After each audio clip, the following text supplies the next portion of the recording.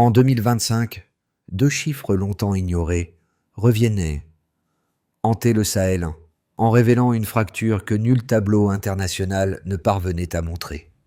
Derrière ces pourcentages apparemment modestes, les villages libérés laissent entendre un autre récit.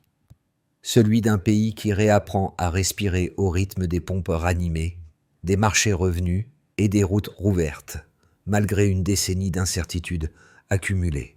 Comment mesurer vraiment ce basculement que l'on attribue souvent à Ibrahim Traoré, sans en voir les gestes minuscules qui le soutiennent?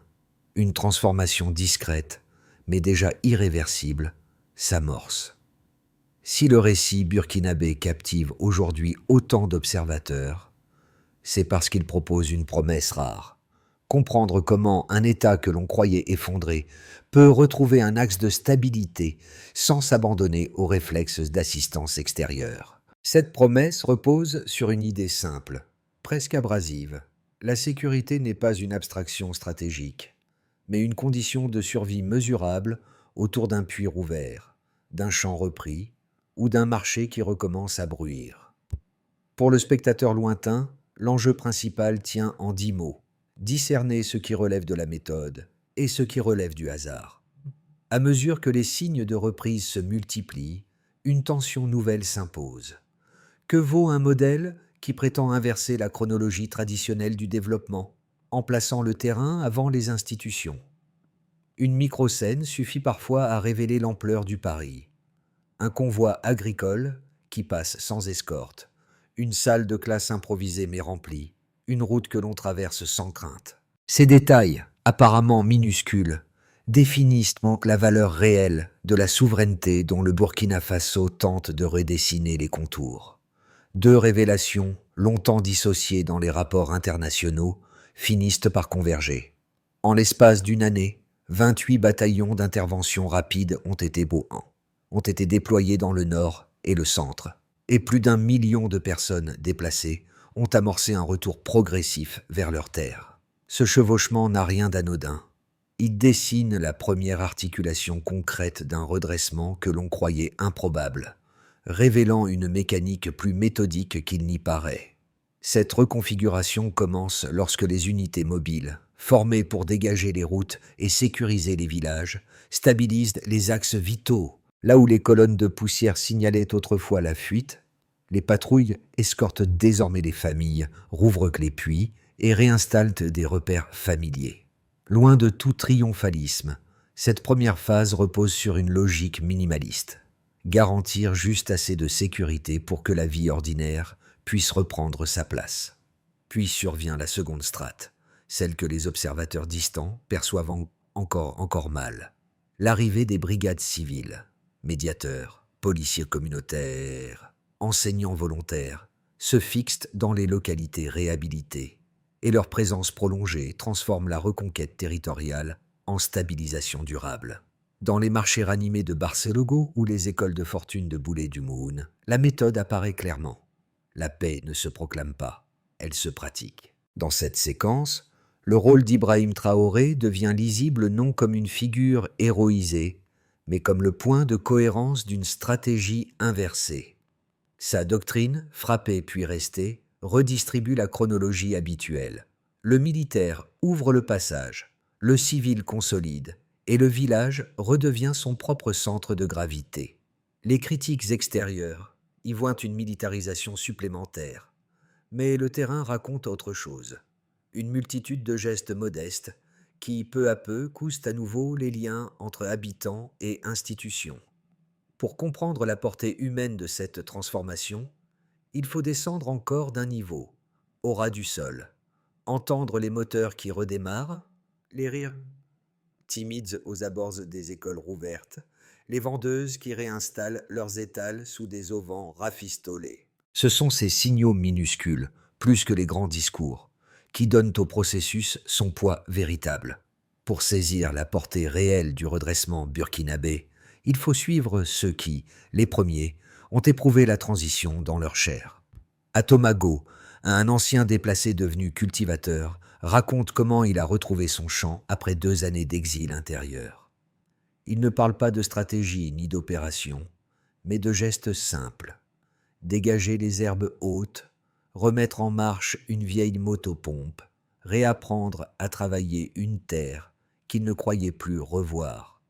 Son récit ne cherche pas l'effet dramatique. Il décrit plutôt une lente réappropriation du quotidien, presque fragile, où chaque chantier terminé rétablit un fragment d'identité. À quelques kilomètres de là, à Boulay-du-Moune, une institutrice rouvre sa classe sous un manguier. Les bancs sont de simples planches brutes, les ardoises fissurées, mais sa voix claire attire une vingtaine d'enfants revenus des zones dispersées. Elle ne s'attarde pas sur les ruines passées. Elle commente le retour des élèves, l'effort des parents, la solidarité spontanée qui remplace encore les structures absentes. Dans ces mots se devine une transformation moins spectaculaire, mais fondamentale. L'école redevient un lieu d'ancrage, un repère stable, autour duquel la communauté se reforme. Ces deux trajectoires, l'une agricole, l'autre éducative, composent une nappe d'histoires qui se répondent sans se ressembler. Elles montrent comment, dans les espaces jadis désertés, le redressement s'éprouve d'abord comme un mouvement intérieur, la reprise d'un métier, la reconstitution d'un rythme, la possibilité de projeter à nouveau un lendemain. Pour le spectateur lointain, la leçon tient en une phrase brève. La stabilité commence toujours au ras du sol. Avant 2022, les routes qui traversaient le nord n'étaient peut-être plus que des couloirs de fuite. Après 2022, elles deviennent ça les premières lignes du basculement. C'est là que s'esquisse le cœur de la doctrine qui guide les opérations, une doctrine que beaucoup résument trop vite, mais que le terrain exprime avec précision. Ibrahim Traoré place la rupture ici. Frapper vite pour rouvrir l'espace vital, puis s'ancrer assez longtemps pour que les villages n'aient plus à recommencer éternellement la même survie. Ce glissement du chaos vers l'ordre minimal ne relève ni du symbole, ni du discours. Il procède d'une suite compacte d'actions qui modifient la manière de vivre, de circuler et de tenir. La séquence d'activation débute avec les bataillons d'intervention rapide. Leur mission n'est pas la conquête, mais la respiration. Ils dégagent les routes, font reculer les groupes armés, réouvrent les carrefours ruraux. Les descriptions recueillies dans les localités reprises montrent des opérations brèves, nerveuses, souvent menées en quelques heures. Chaque intervention crée une brèche où la population peut revenir, même provisoirement. C'est un temps gagné qui remplace l'enlisement habituel. Dans certains villages, les premiers signes visibles ne sont pas les drapeaux levés, mais les carcasses de motos réparées, les puits nettoyés, les chèvres revenues. Les habitants parlent d'un sentiment étrange. La peur cède, mais elle ne disparaît pas. Elle se met en retrait, comme si elle observait. Puis arrive le moment de la consolidation, qui constitue le véritable sommet de cette montée en tension. Là où l'on attendrait un déploiement militaire prolongé, ce sont les brigades civiles qui prennent le relais. Elles ne circulent pas, elles demeurent. Leur rôle consiste à transformer la brèche en présence durable, inscrire la stabilité dans la routine. Les médiateurs règlent les litiges, les enseignants recomposent les classes, les policiers communautaires organisent donc des patrouilles discrètes, presque domestiques. Le retour de ces figures ordinaires crée un renversement silencieux. La force n'est plus un spectacle, elle devient une infrastructure. Le point culminant de cette chaîne se perçoit dans les marchés rouverts. Un marché qui revient n'est jamais un événement isolé. Il implique des routes sûres, des convois agricoles qui circulent sans escorte, des étals qui se remplissent, des voies qui se croisent. Ce moment désigne ce que la population appelle « vivre à nouveau debout ». La stabilité cesse alors d'être un objectif et devient un rythme. Le bruit des moteurs, les traces de pneus, les sacs de mie transportés à la hâte deviennent des marqueurs de normalité. Les villages reprennent une énergie qui n'a rien d'héroïque, mais tout de vital. La dernière phase, la du champ, se lie dans les transformations lentes qui s'étendent autour des zones initialement reprises. Les déplacements diminuent, les écoles restent ouvertes même en saison sèche, les activités agricoles reprennent un cycle complet. On observe la même dynamique dans les ateliers de réparation, les coopératives féminines, les points d'eau qui cesse de se vider la nuit par crainte des attaques. Dans cette stabilité encore fragile, un élément demeure constant. La méthode ne promet rien de spectaculaire. Elle garantit seulement la possibilité de tenir. C'est cette promesse, répétée d'un village à l'autre, qui donne au processus sa continuité et sa crédibilité. La dynamique agricole du Burkina Faso s'observe clairement dans un basculement quantifié. La production céréalière locale est passée de 44% de couverture nationale à 62% en l'espace de 2 ans. Ce delta, souvent cité mais rarement expliqué, reflète l'effet combiné des canaux d'irrigation rebâtis, des semences distribuées et du retour progressif des cultivateurs sur leurs terres. Cette hausse traduit une réalité simple. Plus de production locale signifie moins de vulnérabilité immédiate. La démarche d'Ibrahim Traoré s'inscrit précisément dans cette logique de transition mesurable, où chaque point gagné devient un rempart contre la dépendance. Le second indicateur concerne les rendements. Dans la région de Bobo-Dioulasso, le riz s'est passé de 1,8 tonnes par hectare à 2,5 tonnes. Un écart qui peut sembler modeste dans les comparaisons internationales, mais qui, ici, change la structure d'un repas quotidien. Ce bond traduit l'effet direct des investissements ruraux, en particulier la réhabilitation des périmètres irrigués. Les techniciens agricoles le résument d'une phrase. Une eau stable crée un revenu stable.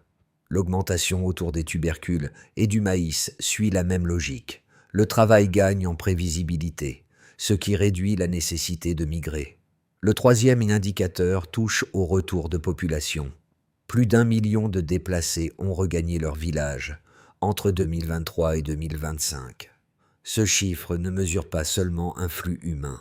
Il signale le rétablissement d'une confiance minimale dans les axes sécurisés et les services essentiels restaurés. Les équipes de terrain observent un phénomène constant.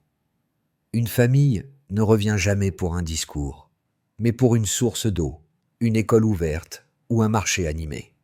Le retour massif constitue donc la validation la plus concrète de la stabilité perçue.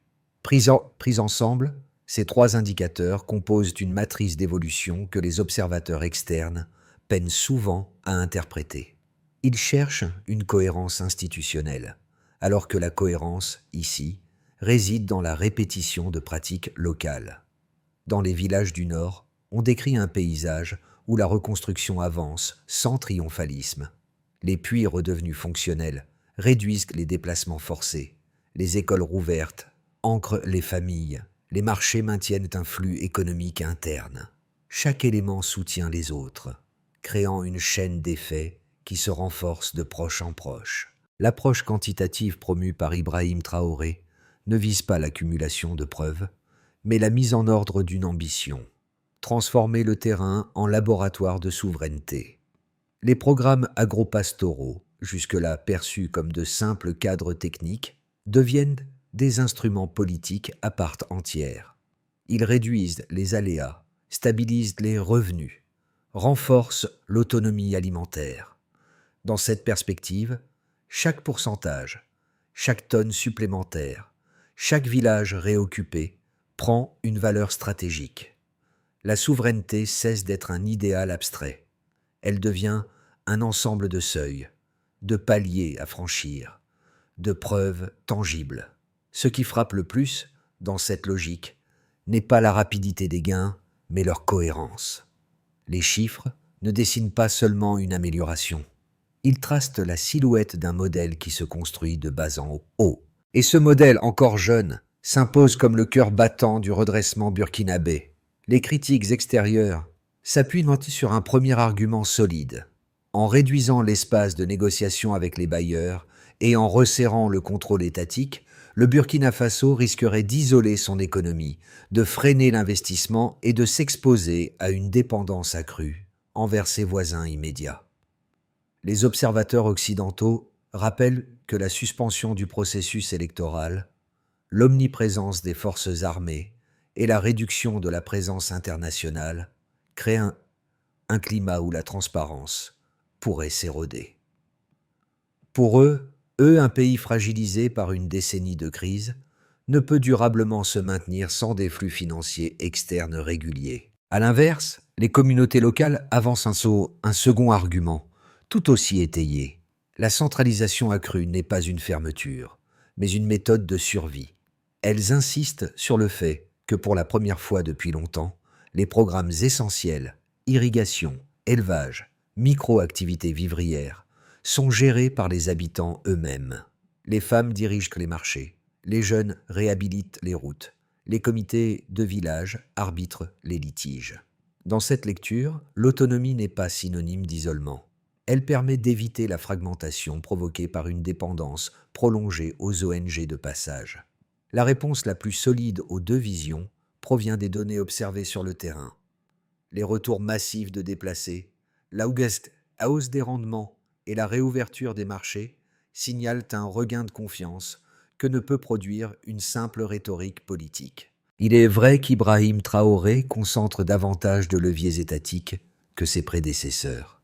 Mais les effets visibles contredisent partiellement les scénarios de délitement annoncés. Les écoles accueillent plus d'élèves, les puits restent ouverts même dans les zones périphériques et les activités agricoles complètent à nouveau un cycle complet. Le débat ne se résume donc ni à la méfiance externe, ni à l'enthousiasme local. Il se joue dans l'ajustement délicat entre contrôle et participation. Les faits disponibles suggèrent qu'un équilibre précaire, mais fonctionnel, est en train d'émerger. La paix devient un métier. Cette formule, souvent répétée sur le terrain, marque le véritable pivot du processus burkinabé. Le moment où la reconstruction cesse d'être une succession d'opérations pour devenir une pratique quotidienne, presque artisanale, portée par ceux qui sont restés ou revenus. Dans les villages stabilisés, le changement ne se lit plus seulement dans les chiffres, mais dans la manière dont les habitants recomposent leur routine. Des puits entretenus chaque matin, des marchés qui s'organisent sans incertitude, des classes tenues, même lorsque les toits manquent. C'est à ce point intermédiaire que la stratégie d'Ibrahim Traoré révèle sa cohérence. L'État n'agit plus comme une structure diffusée, soutenue par les comités villageois, les coopératives féminines et les brigades sanitaires qui s'installent pour durer. Les zones naguère désertées deviennent des laboratoires de stabilité, où l'on teste ce que peut signifier tenir debout, sans dépendre entièrement de mécanismes extérieurs. Ce midpoint dévoile une vérité que les phases précédentes ne faisaient qu'esquisser. La souveraineté n'est pas proclamée, elle s'exerce par une addition de gestes répétés. Et dans cette accumulation minutieuse, un modèle commence réellement à prendre forme. En ce qui concerne les populations rurales, dans les zones rurales du Nord et du Centre, les effets de la stabilisation sont les plus visibles. Les familles qui avaient fui reprennent leurs champs, réinstallent leurs greniers et réorganisent les saisons agricoles autour de repères redevenus fiables. Les points d'eau sécurisés réduisent les déplacements forcés, ce qui permet aux villages de maintenir une présence continue sur les terres.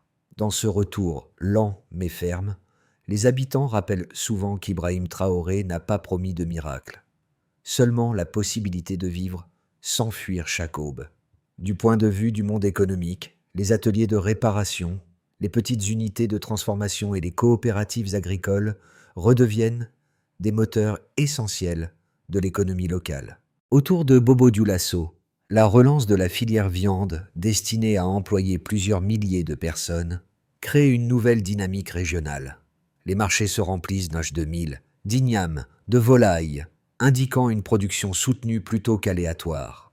Cette reprise s'explique par la circulation plus sûre sur les axes principaux, mais aussi par la réévaluation du travail local comme ressource stratégique. S'agissant des dynamiques sociales, la recomposition sociale s'opère surtout par les femmes et les jeunes. Les coopératives féminines contrôlent une partie des récoltes, gèrent les repas scolaires et structurent l'approvisionnement des marchés. Les jeunes, longtemps attirés par l'exil ou les réseaux informels, trouvent un rôle dans la logistique, la santé communautaire ou les programmes agropastoraux. Ces dynamiques créent un sentiment d'appartenance renouvelé. Contribuer suffit à redevenir partie prenante d'un pays qui se redresse par l'effort, plutôt que par injonction. Dans ce mouvement, les propos d'Ibrahim Traoré sur la souveraineté comme discipline prennent un sens concret, presque tactile.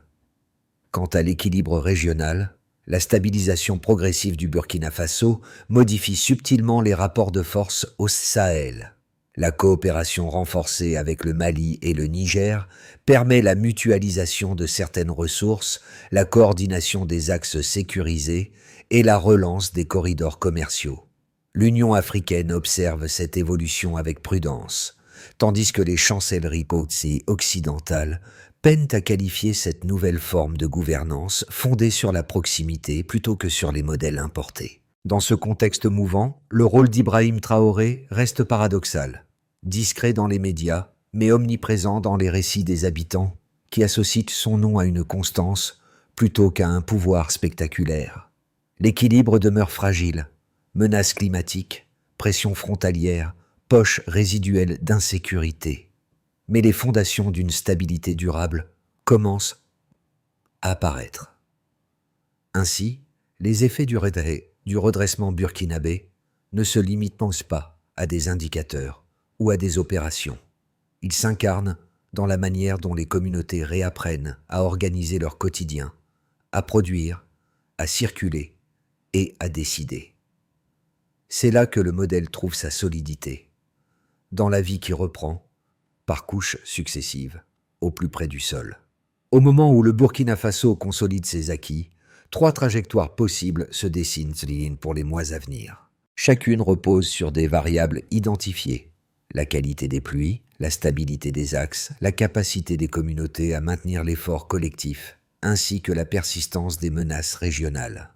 Le pays navigue entre espoir concret et fragilité structurelle, et c'est précisément dans cet entre-deux que se joue l'évolution des 12 prochains mois. Dans un premier scénario, celui de la continuité vigilante, dans cette trajectoire, les tendances actuelles perdurent sans accélération majeure. Les populations déplacées continuent de revenir, les marchés gardent leur vitalité, et les rendements agricoles progressent de manière modérée, autour de +8%.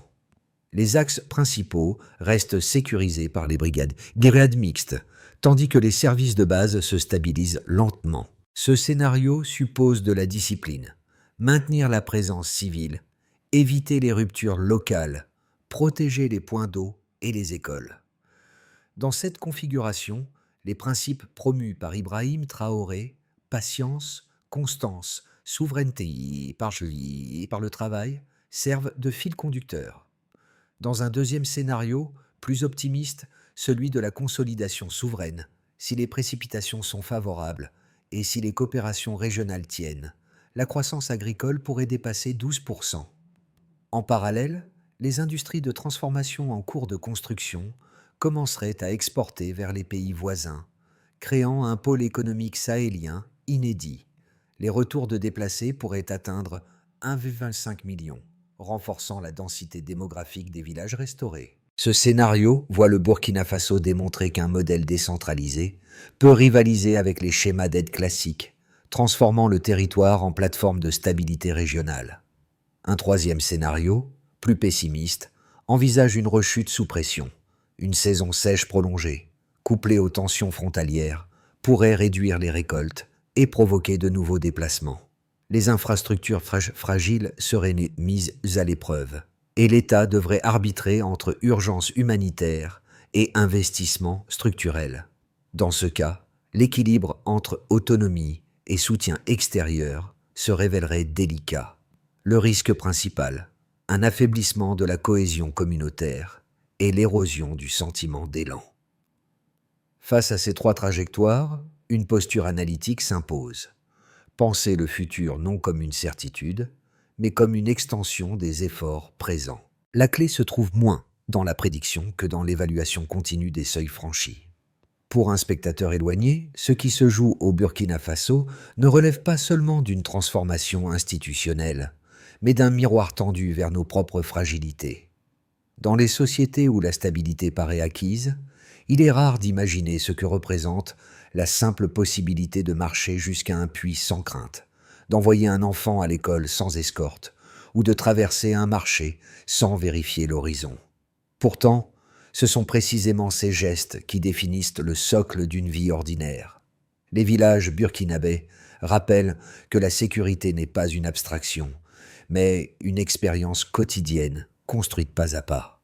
Le récit touche d'abord ceux qui s'interrogent sur la capacité d'un pays à se relever sans attendre des solutions importées. Il parle ensuite à ceux qui voient leur propre communauté fragilisée par la perte de confiance collective, la fragmentation sociale ou l'épuisement institutionnel. Enfin, il concerne tous ceux qui, à distance, cherchent à comprendre comment une société éprouvée peut retrouver un centre de gravité en s'appuyant sur des pratiques simples, cultiver, protéger, enseigner. Dans cette perspective, la méthode défendue par Ibrahim Traoré, où chaque geste de reconstruction devient un acte politique, acquiert une portée plus large que le seul contexte sahélien.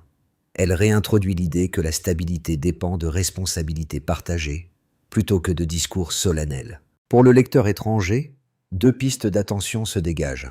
Observer comment les communautés renforcent leur autonomie par des actions répétées et questionner la manière dont, ailleurs, les liens sociaux pourraient être consolidés sur des bases similaires. Ainsi, la trajectoire burkinabé dépasse la géopolitique.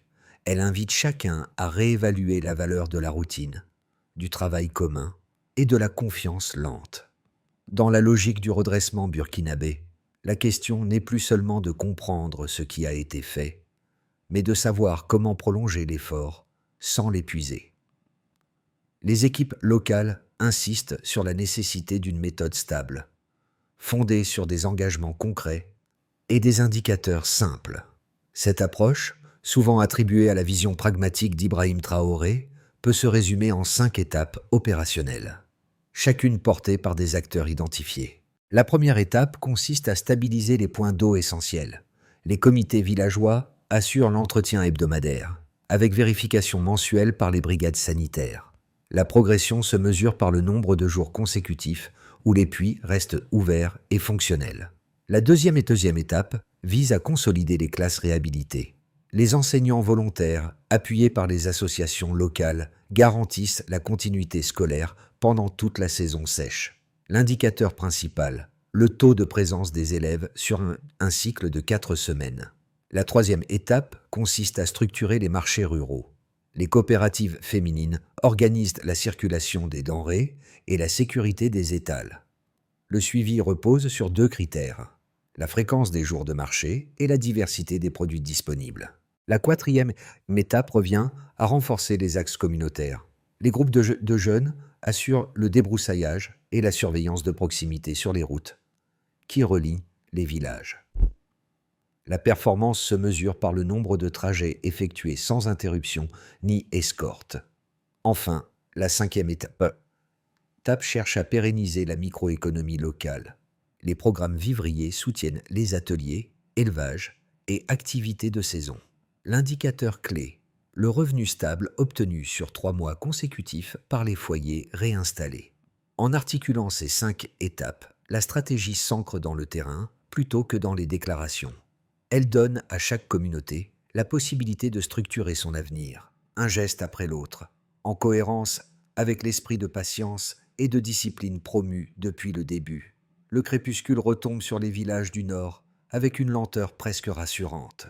À Tomago, le cultivateur qui avait retrouvé son champ observe la motopompe qu'il a réparée des mois plus tôt. Son bourdonnement régulier accompagne désormais les soirs comme un repère que la guerre avait effacé. Un peu plus loin, à Boulé du Mouhune, l'institutrice rassemble les dernières ardoises sous le manguier, là où la classe s'est reformée malgré tout. Ces scènes minuscules, que l'on croirait banales ailleurs, portent le fil de ce que le pays a reconquis, une continuité fragile, mais vivante. Dans ces respirations du quotidien, le rôle d'Ibrahim Traoré réapparaît non comme une figure lointaine, mais comme l'écho d'une détermination partagée. Sa méthode n'invite ni à l'admiration ni au rejet. Elle demande seulement un regard attentif sur ce qui change lentement. Car les gestes répétés de ceux qui puisent l'eau enseignent ou sèment rappellent que la stabilité n'est jamais un monument, mais une habitude. La scène finale pourrait tenir dans une image simple. Un seau rempli au puits, transmis de main en main. Chaque geste compte plus que les discours. Au terme de ce parcours, l'histoire du Burkina Faso laisse une impression durable. Celle d'un pays qui cherche à reconstruire sans fracas, en s'appuyant sur ses propres gestes plutôt que sur l'attente de solutions extérieures. Cette trajectoire n'offre ni certitude ni modèles universels, mais elle révèle ce que peut produire une persévérance patiente lorsque les communautés s'accordent sur l'essentiel: protéger, nourrir, transmettre. Ce fil ténu, porté par des mains anonymes, devient un rappel pour quiconque observe d'ailleurs que la stabilité n'est jamais un acquis, mais un travail partagé. Ce récit invite surtout à un dialogue plus calme, plus attentif, loin des caricatures et des fatalismes. Il suggère de regarder le Sahel non comme un théâtre de crise permanente, mais comme un espace où l'on invente, parfois dans l'ombre, des formes nouvelles de souveraineté ordinaire. Et s'il fallait en tirer une seule leçon, ce serait peut-être celle-ci. La dignité se construit dans la continuité, jamais dans l'instant. Alors, que signifie pour vous une paix que l'on cultive plutôt qu'on ne déclare ?